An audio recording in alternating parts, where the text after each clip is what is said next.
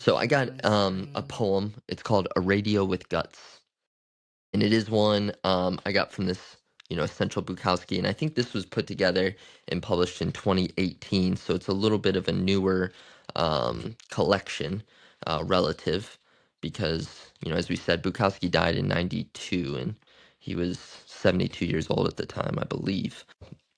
A radio with guts. It was on the second floor on Coronado Street. I used to get drunk and throw the radio through the window while it was playing. And, of course, it would break the glass in the window and the radio would sit out there on the roof still playing.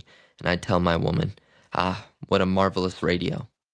The next morning I'd take the window off the hinges and carry it down the street to the glass man who would put in another pane. I kept throwing that radio through the window each time I got drunk, and it would sit out there on the roof still playing. A most magic radio, a radio with guts. And each morning I'd take the window back to the glass man. I don't remember how it ended exactly, though I do remember we finally moved out.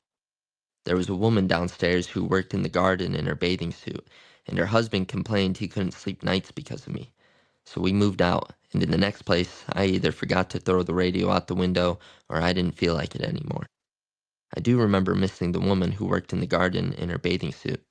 She really dug with that trowel and she put her behind up in the air, and I used to sit in the window and watch the sun shine all over that thing while the music played. What's funny is that I made a little mistake on that second stanza, and I kept on doing that and reading this. And I try to break that habit because I would say, "Who would put it in?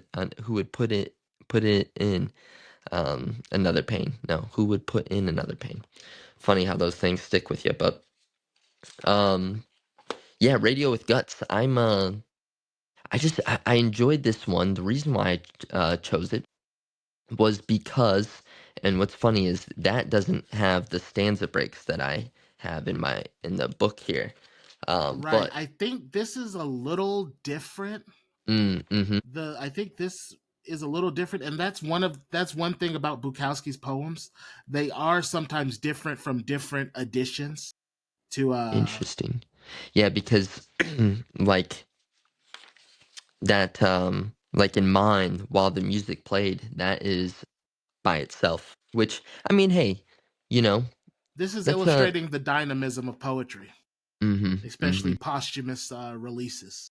Right, yeah, and hey, you know what? Marianne Moore is kind of the most famous example of this, of someone who, constantly was kind of rearranging and editing her work, even, for some people to the detriment of the poem. But, anyways, yeah, so the reason why I chose this poem is just because I think it's a great example of Bukowski. And this one is a little neater, I think, than some of his other work, where this one might kind of be a little bit more of like a modern poem. Like it almost touches on like a little bit of like a moral.